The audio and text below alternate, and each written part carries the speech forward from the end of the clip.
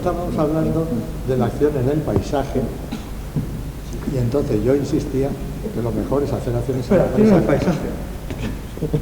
Estuvimos en Dinamarca, en Aarhus, al norte de Dinamarca, y entonces en una escuela de arquitectura, de paisajismo y demás, y me invitaron a mí y otro, Antonio Cobo, que trabaja conmigo y no sé cuántos, y entonces nos dijeron, bueno, ¿por qué no hacéis con la escuela de arquitectura, sobre todo la sección de arte, que era más de paisajismo, hacéis alguna cosa aquí? Y entonces nos dejaron hacer algo en una pradera preciosa, cara al mar, con una puesta de sol preciosa, y entonces dijimos, bueno, ¿qué es lo que vamos a hacer? Una cosa efímera que se haga en un par de días y que luego lo quitamos todo. Y entonces, ¿qué hicimos? En la pradera aquella, con unas palitas de estas casi de jardinería, fuimos sacando trocitos del césped, lo poníamos al lado, luego cogimos plástico, hicimos una especie de stand city, pero transparente, en pequeñito. Cada grupo había decidido por qué es lo que iba a hacer, trozos con plástico, conectarlos y no sé cuántos, y entonces llegaron los grupos, empezaron a trabajar, y entonces ¿qué hacíamos?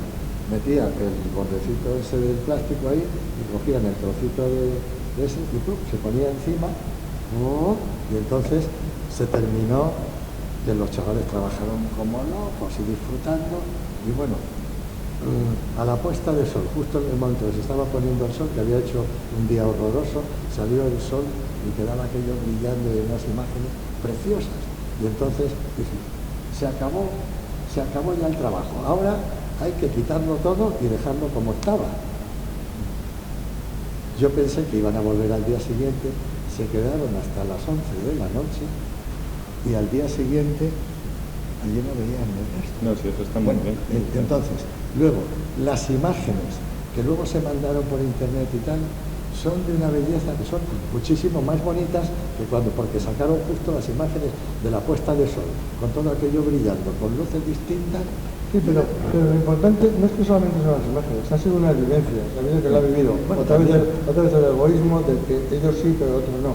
Pero curiosamente, ahora, si volvemos a hablar del arte y de la memoria, y de esa memoria, que no es lo mismo la de las pirámides que la de los japoneses, resulta que a lo largo del siglo XX, cuidado, o sea, cuando José Miguel nos está diciendo esto, que él ha crecido en ese momento, una de las cosas que ha pasado desde la Primera Guerra Mundial, que la industria es la que empieza a disparar y a arrasar con todo, llega al Dada y llega todo lo demás, y empiezan a decir que qué está pasando, y al arte, digo el arte de Dada, ese que lo destroza todo, o sea, incluso el remake, el otro y tal, llega un momento en que cuando llegas a los años 60, las actividades artísticas son actividades que son los happening, es decir, que es algo que pasa en el momento en el que pasa, porque en ese momento el arte, desde el punto de vista intelectual, claro, a lo mejor hay que el péndulo y hay que moverlo aquí y moverlo allí. Entonces hay quien dice, el arte ha muerto, o el arte, esa clase de arte, porque en ese momento se está defendiendo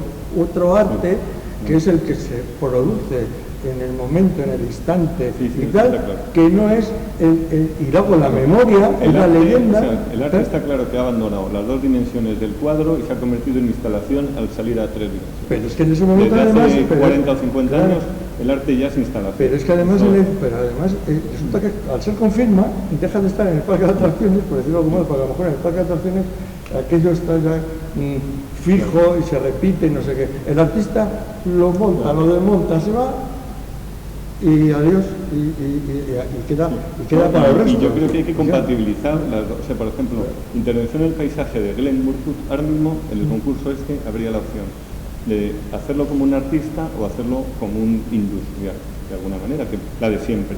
Entonces Glenn Murcutt tiene unas praderas australianas donde tardas 400 kilómetros en llegar. Entonces puede decir, o tomo la tecnología aborigen y lo hago con bambú, como pueda eso, o bien me cargo una furgoneta, que es lo que hace él, y se carga una furgoneta, unos perfiles y unas cosas, y se hace una vivienda industrializada que la tiene dominada y conocida. Se va con 2 herreros y un coche, y sabe que no tiene ni agua ni luz ni nada, y hace una casa de una tecnología, no se le ocurre volver al bambú, como le pasa a los jóvenes de ahora, porque yo a los alumnos les veo todo el día con el bambú, y les digo, vamos a ver, Aquí hemos dado 5 años de hormigonado, 5 años de normativa de acero, 5 años de energía fotovoltaica y ellos te dicen bambú.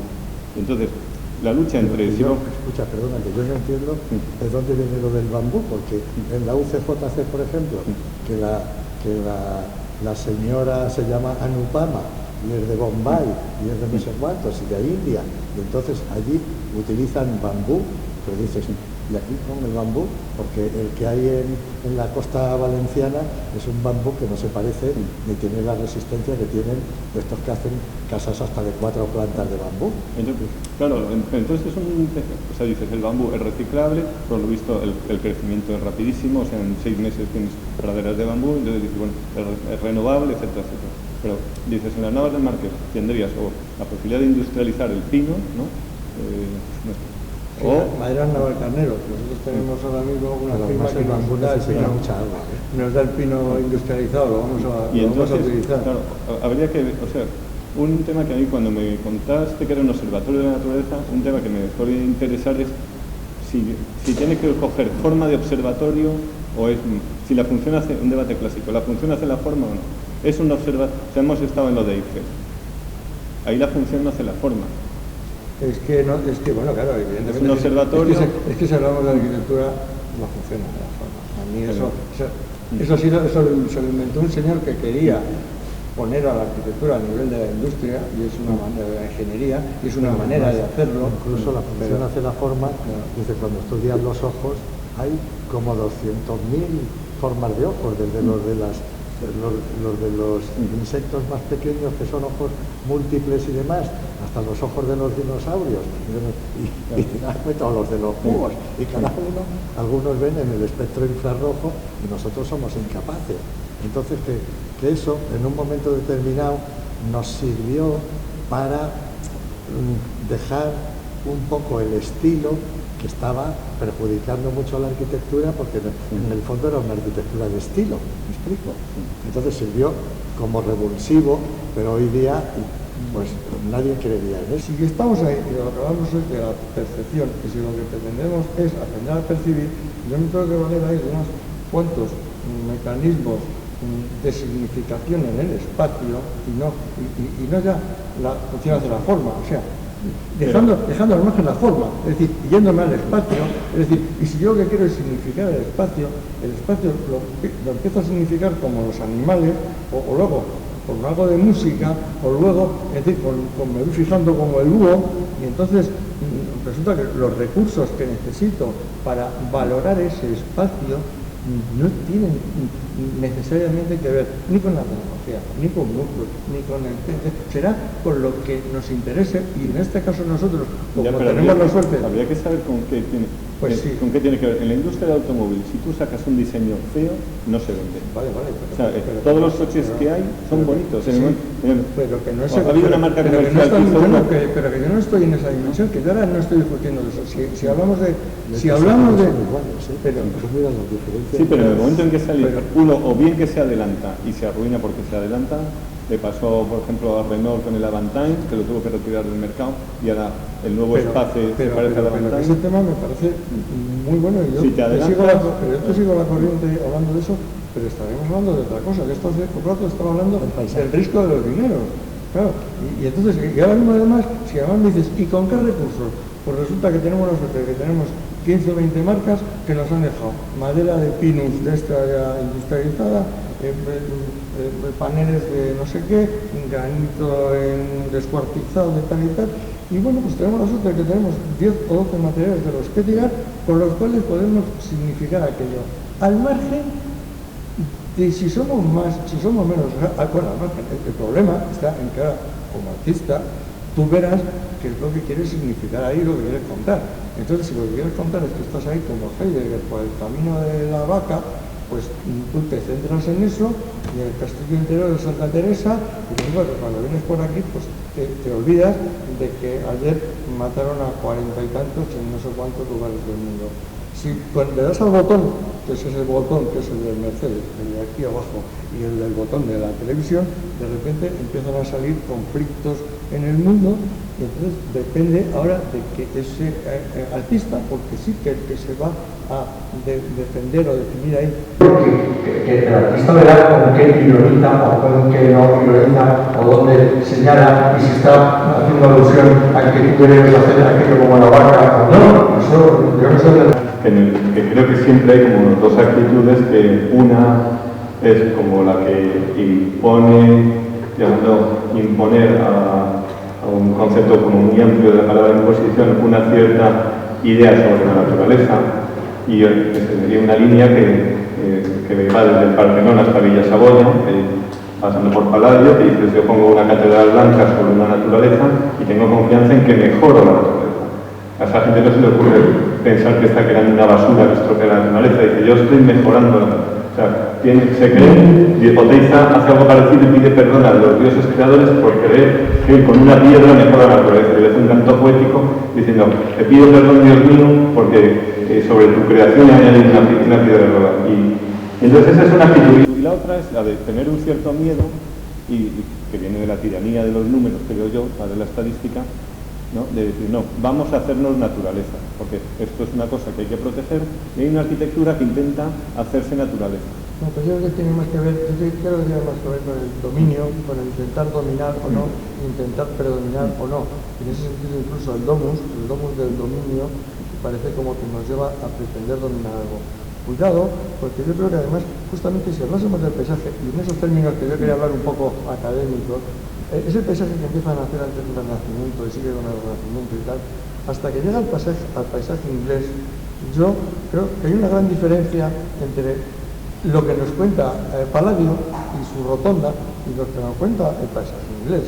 Entonces, la rotonda, que me da una lección magnífica de colocarse en ese lugar, yo no dejo de repetirlo cada vez. Cuando llegué allí y vi aquella operación, fue magistral y me enseñó todo lo que nadie me había enseñado y lo que no estaba en los planos, como este señor colocaba su platillo volante muy bien apalancado en el lugar, pero su platillo volante, con las mismas que Eiffel aquí acabamos de ver, no renuncia a ese artificio, pero en el caso del Palladio está reconociéndose ideal y esa operación es una operación ideal al margen de la naturaleza, es idealismo puro, es platónico, y luego además lo coloca y como sabe mucho, resulta que le sale un pozo por aquí, una rampa por allí, otra cosa por ahí, se te cae la baba. Dice: ¿cómo este tío ha podido aquí recomponer lo ideal, hacerlo, engancharlo con el territorio? A mí eso me dejó nota. Si avanzamos hacia el paisaje inglés, el paisajista inglés no tiene problema de Palladio, no está reivindicando lo ideal. El paisajismo inglés es mucho más bajo de tono.